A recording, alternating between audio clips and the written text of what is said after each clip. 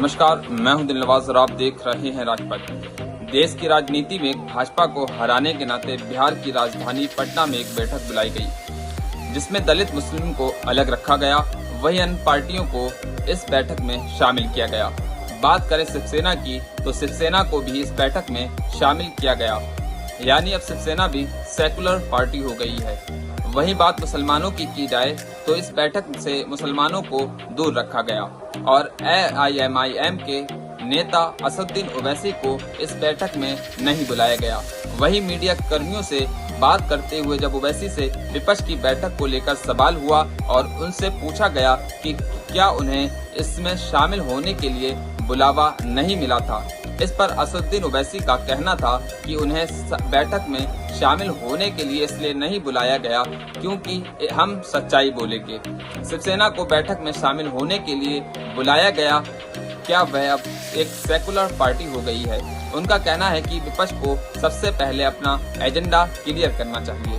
क्या कुछ कहा असदुद्दीन ओवैसी ने, आइए देखिए इस वीडियो में। नरेंद्र मोदी की सरकार ने CAA का कानून बनाया जो खुद रिलीजन के नाम पे डिस्क्रिमिनेशन करता है, और फिर उसके बाद हम देख रहे हैं कि जहां जहां बीजेपी की सरकारें हैं वहां पर किस तरीके से झूठे इल्जामात में घर को तोड़ दिया जाता है, मॉब लिंचिंग हो जाती है, गाय के नाम पर लोगों को मार दिया जाता है। तो ये तो खुली चीज है, तो दुनिया से छुपी हुई नहीं है। यूनिफॉर्म सिविल कोड के बारे में केंद्रीय कानून मंत्रालय ने कंसल्टेशन शुरू कर दी है। मुस्लिम पर्सनल लॉ बोर्ड ने बोला है कि हम अपना पक्ष रखेंगे। इस पूरे मुद्दे पे आप सांसद हैं, आप इस मुद्दे को कैसे देखते हैं और इस मुद्दे को आप कैसे लेके आगे परस्यू करेंगे? पिछले लॉ कमीशन ने जब इसी तरह से ओपिनियन मांगा था तो हमारी पार्टी ने अपनी तरफ से उनको लिख कर दिया था, पूरा एक ओपिनियन दिया था हमने, और उसमें हमने कहा था कि इस देश को यूनिफॉर्म सिविल कोड की जरूरत नहीं है, वो पूरा वहां पर है। उसके बाद लॉ कमीशन ने भी कह दिया कि अब यूनिफॉर्म सिविल कोड की देश को जरूरत नहीं है। अब नया लॉ कमीशन ने फिर से एक एक्सरसाइज शुरू की है जो हम समझते हैं गैर जरूरी है, और उन्होंने अपनी राय देने के लिए कहा है। हमारी पार्टी जरूर अपने ओपिनियन देगी उनको बनाकर, और जब देगी आपसे इंशाल्लाह आप तमाम मीडिया के जिम्मेदारों से हम शेयर करेंगे। यूनिफॉर्म सिविल कोड की बात कर रहे हैं, देश के प्रधानमंत्री अमेरिका में कहते हैं कि डिस्क्रिमिनेशन नहीं होता है, तो फिर मणिपुर में 300 चर्चेस को जला दिया गया। बताइए वो क्या है? डिस्क्रिमिनेशन नहीं तो क्या है? मणिपुर में एक DGP जो क्रिश्चियन कम्युनिटी के थे, ट्राइबल थे, उनको आप हटा दिए, वो डिस्क्रिमिनेशन नहीं है तो क्या है? बताइए आप। खुला डिस्क्रिमिनेशन है ये, और ऊपर से आप यूनिफॉर्म सिविल कोड की आप बात करते हैं। नहीं इसलिए कि वो जब इंडिया को आए थे तो प्रधानमंत्री ने उनका वेलकम किया था ना। प्रधानमंत्री ने वो मशहूर सूट पहनकर उनको अपने हाथों से चाय पिलाई। प्रधानमंत्री ने बड़ी तारीफ की उनकी। कई हमने जॉइंट स्टेटमेंट या एग्रीमेंट्स हमने साइन किए। अब जब एक US का एक्स प्रेसिडेंट भारत के ताल्लुक से ये कह रहा है तो फिर उस पर तो सरकार को सोचना चाहिए। और फिर प्रधानमंत्री जब डिस्क्रिमिनेशन नहीं होता की बात कर रहे हैं, फिर मणिपुर में क्या हो रहा है? 300 चर्चेस को जला दिया गया। जो ट्राइबल लोग क्रिश्चियन कम्युनिटी के हैं वो कम से कम 25-30 हजार डिस्प्लेस हो चुके हैं। अभी तक मणिपुर जल रहा है। अब तो राइट नाउ, ये तो हम अब की बात कर रहे हैं आपको मणिपुर की, तो वो डिस्क्रिमिनेशन की बेहतरीन मिसाल है मणिपुर। प्रधानमंत्री जो है सेलेक्टिव मीडिया के लोगों से बात करते इलेक्शन के दौरान में, सेलेक्टिव मीडिया के एंकर्स को बुला के बात करते और उनसे बोलता कि आपको आम पसंद है, आप अपने जेब में वॉलेट रखते क्या, आप थकते क्यों नहीं। तो ये तो सेलेक्टिव बात करते हैं ना। ये बात सही है, प्रधानमंत्री को भी चाहिए कि पूरे मीडिया को बुलाकर बात कर लें और वो उनसे सवालात करेंगे। उनसे वॉल स्ट्रीट जर्नल के एक जर्नलिस्ट ने बड़ी बेबाकी के साथ उनसे सवाल किया भारत के ताल्लुक से, तो प्रधानमंत्री ने तो जवाब दिया है। वो तो वो सबका साथ, सबका विकास, सबका विश्वास कह रहे हैं। उसमें जिसको उम्मीद होगी प्रधानमंत्री से उम्मीद रखे, मगर उनका जो 9 साल का ट्रैक रिकॉर्ड किया, उन्होंने तो मुसलमानों को पॉलिटिकली इनविजिबल कर दिया। उन्होंने कंप्लीटली है ही नहीं कोई, ना उनकी पार्टी टिकट देती, ना उनकी पार्टी एम्पावरमेंट करती। और फिर खुद प्रधानमंत्री की सरकार ने इस साल मिनिस्ट्री ऑफ माइनॉरिटीज का 40% बजट कम कर दिया। ये डिस्क्रिमिनेशन नहीं है तो क्या है बताइए? प्री मैट्रिक स्कॉलरशिप को आपने रेस्ट्रिक्ट कर दिया, डिस्क्रिमिनेशन नहीं है तो बताइए क्या है? मौलाना फेलोशिप को आपने बंद कर दिया। अब माइनॉरिटीज जिसमें मुसलमान भी हैं वो अब फेलोशिप पीएचडी नहीं कर पाएंगे। ये डिस्क्रिमिनेशन नहीं है तो क्या है बताइए आप? CAA का कानून बनाया आपने, रिलीजन के नाम पर डिस्क्रिमिनेशन नहीं है तो क्या है बताइए आप? जुनैद और नसीर की हत्या की गई, राजस्थान से किडनैप करके हरियाणा में, बताइए फिर एक डिस्क्रिमिनेशन नहीं तो क्या है बताइए आप? मणिपुर पे ऑल पार्टी मीटिंग बुलाई गई है सर, कल होना है वो मीटिंग। गृह मंत्रालय या यूनियन गवर्नमेंट की तरफ से ये जो इनिशिएटिव है इसको कैसे देखते हैं? नहीं, देखिए ये मीटिंग जो है, यानी पिछले 1 महीने से मणिपुर जल रहा है। आज आप ऑल पार्टी मीटिंग बुलाते, 1 महीने से आप उस वायलेंस को रोक ही नहीं पा रहे। आप इसलिए नहीं रोक पा रहे क्योंकि आपकी सरकार की वजह से वो वायलेंस शुरू हुआ, बीजेपी की सरकार की। आपने गैर जरूरी हिमाकत की, वहां पर भी आप अपने हिंदुत्व के एजेंडे को लागू करना चाह रहे थे। आप गैर जरूरी तौर पर वहां पर आप उन लोगों को ट्राइबल स्टेटस देना चाहते जिनका वो कभी ट्राइबल थे ही नहीं। आप बताइए कि कैसे बीजेपी की सरकार में हजारों एम्युनेशन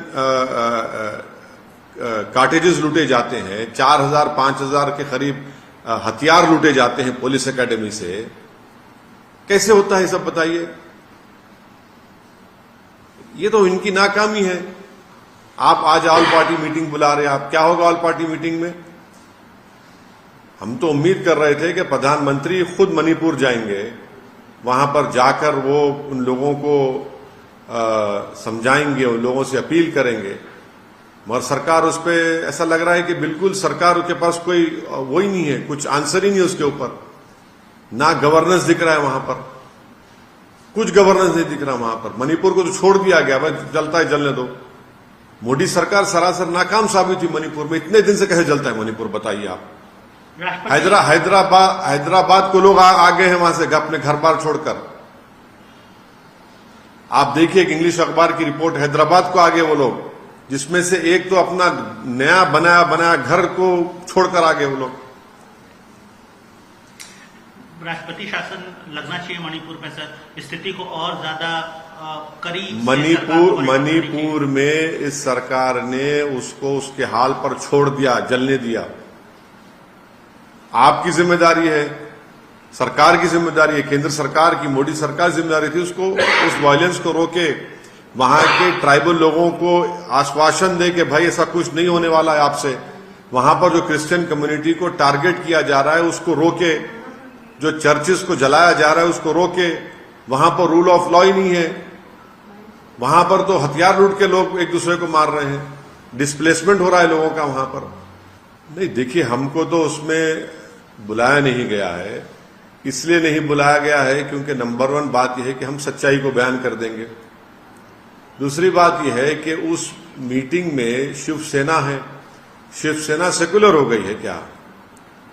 उस मीटिंग में दिल्ली के मुख्यमंत्री हैं, उनकी पार्टी ने तो आर्टिकल 370 के निकालने को, जो मेरी नजर में कॉन्स्टिट्यूशन बीजेपी को, उस मीटिंग में नीतीश कुमार है जो एनडीए बीजेपी से मिलकर पहले मुख्यमंत्री बने, चीफ मिनिस्टर बने, फिर गठबंधन बनाया, उसके बाद फिर कूद गए बीजेपी में।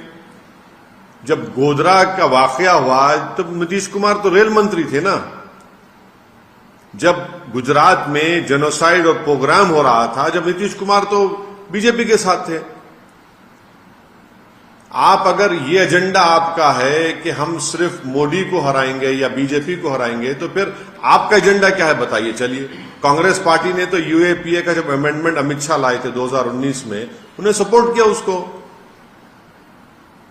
और जो अंग्रेजी में कहते हैं ना कि these political leaders have arrogated themselves this right to who to call secular and who to call communal। आपका ट्रैक रिकॉर्ड क्या है? एनसीपी में अजीत पवार और देवेंद्र फडणवीस सुबह सुबह मुख्यमंत्री और डिप्टी सीएम बन गए। क्या आपका क्या है उसमें बताइए? कौन सा एजेंडा है आपका? क्या करेंगे आप बताइए? आपके बिहार में नीतीश कुमार के होम डिस्ट्रिक्ट में एक 100 साला मदरसे को जला दिया गया। आप वहां पर नहीं जाते, देश के पूरे लोगों को बुलाते हैं वहां पर, अपोजिशन लीडर्स को। आप इस अपोजिशन मीटिंग को कैसे देखते हैं सर? 16 अपोजिशन पार्टीज इस मीटिंग में शामिल हुए। करीब करीब 130-135 लोकसभा सीट का ये पार्टियां नेतृत्व करती हैं या इनके सांसद ये कंटेस्ट करते हैं, इनके सांसद होते हैं। कैसे देखते हैं इस मीटिंग को? 2024 के लिए कितना इंपॉर्टेंट? नहीं, सुनिए, हम भी नहीं चाहते कि 2024 में दोबारा देश के प्रधानमंत्री नरेंद्र मोदी बने। हम भी नहीं चाहते, हमारी भी कोशिश होगी। मगर आप इन लोगों का ट्रैक रिकॉर्ड क्या है? कांग्रेस बोलती कि नहीं, हम सबसे आगे रहेंगे। नीतीश कुमार ख्वाब देख रहे हैं कि मैं प्रधानमंत्री बन जाऊंगा। दूसरे लोग सब अपने अपने ख्वाबों को देख रहे हैं। हम लोग अपनी अपनी बात कर रहे हैं। आपने तो किया ना। आप जब गोधरा के वक्त आप रेलवे मंत्री थे, गुजरात जलता रहा, आप बीजेपी के साथ थे। फिर आप मुख्यमंत्री बन गए नीतीश कुमार साहब। फिर महागठबंधन बनाया, फिर मुख्यमंत्री बने, फिर आप चले गए, फिर आप वापिस आए।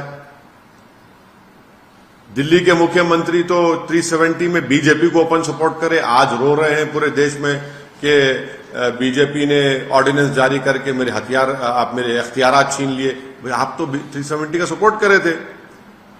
आप बात करते हैं कम्युनल सेकुलरिज्म की, और वहां पर शिवसेना के साथ आप अलायंस करके मुख्यमंत्री बनाते हैं उनको, उद्धव ठाकरे को, और शिवसेना वहां पर है। ममता बनर्जी है जो कहती है कि मेरा गोत्रा सबसे बड़ा है। आप कम्युनलिज्म से मुकाबला करेंगे इस तरह से? नहीं, हमको इसलिए नहीं बुलाया क्योंकि हम सच्चाई को बयान करते हैं। और वहां पर ये जितने भी लोग हैं, जितने भी नेता वहां पर हैं, ये 3 चीजों को नहीं चाहते कि इंक्लूडिंग बीजेपी, कि मुस्लिम, दलित और आदिवासियों का पॉलिटिकल एम्पावरमेंट हो। ये चाहे ये वो लोग हो या बीजेपी, कभी नहीं चाहेंगे लोग कि मुसलमान, दलित और आदिवासियों का पॉलिटिकल एम्पावरमेंट हो। सर, उनका विजन कैसा देखते हैं? मगर ये जो अपोजिशन पार्टी से, आप भी अपोजिशन पार्टी है, आप तो चीफ है, तो मतलब आप कैसा देखते हैं? इनका विजन कैसा देखते हैं? क्या विजन है बोलिए आप, मेरे को नहीं मालूम। सिंपल देखें, बीजेपी से लड़ना है, उनको हराना है, इसीलिए तो ऐसा हो जाए। ये विजन है, ये विजन है आपका, ये विजन है आपका। आप ये विजन को लेकर जाएंगे देश के सामने? जाके लेके जाइए, मालूम होता आप लेकर जाइए। अगर आप जो कह रहे हैं उनका वो विजन है, इसको विजन बोलेंगे आप? आपका विजन क्या है? आपका एजेंडा क्या है? कैसा होगा ये? I don't know. You see, we don't want Mr. Narendra Modi to again become the Prime Minister of this great country of ours in 2024. And for that, we'll be using our whatever efforts which are there. But this particular meeting which is being held today in Patna, what is the track record of all these political leaders who have assembled over there? Isn't it right that because of Congress, BJP came back into power twice? Isn't it right to say that Mr. Nitish Kumar was the railway minister when BJP, when the Gujarat genocide and program happened? He became chief minister because of alliance with BJP. He left BJP, formed Mahagathbandhan, became the chief minister, again left them, joined BJP, now again he has left them. Thirdly, Shiv Sena. Has Shiv Sena become a secular party? That Shiv Sena where Mr. Uddhav Thackeray as the chief minister stood up in the Maharashtra assembly and said that yes, we are proud of demolishing Babri Masjid. the Chief Minister of Delhi supported BJP when in the Lok Sabha and Rajya Sabha when Article 370 was removed in an unconstitutional way. What is this? Mr. Nitish Kumar as the Chief Minister could not visit his own home district when a communal riot happened and 100-year-old madrasa was burned down. He could not go over there. So we don't know. They are doing it. Let us see what happens in the future. I can only say, I am reminded of this Urdu शेर that इब्तिदा इश्क के आगे देखिए होता है क्या, और दूसरा क्या है कि हुनूस दिल्ली दूरस्त. सर कौन लगता है आइडियल पीएम? देखिए आप जो है ना, नरेंद्र मोदी जो चाहते हैं वो पूछ रहे हैं आप. नरेंद्र मोदी ये चाहते हैं कि चेहरे सामने आ जाए और मैं सबको देख लूंगा. हम ये कह रहे हैं कि चेहरे नहीं, 540 लोकसभा की सीटों पर नरेंद्र मोदी से मुकाबला होना चाहिए. आप जिस दिन चेहरों को लेकर आएंगे, ये चेहरा है, ये चेहरा है, ये चेहरा है, भाई ये चेहरों को लेकर आएंगे, बीजेपी को फायदा हो जाएगा. चेहरा होना चाहिए बेरोजगारी का, चेहरा होना चाहिए मॉब लिंचिंग का, चेहरा होना चाहिए इन्फ्लेशन का, चेहरा होना चाहिए जीडीपी का जो गिर रहा है, महंगाई जो बढ़ रही है. ये चेहरे होने चाहिए, ये मुद्दे होने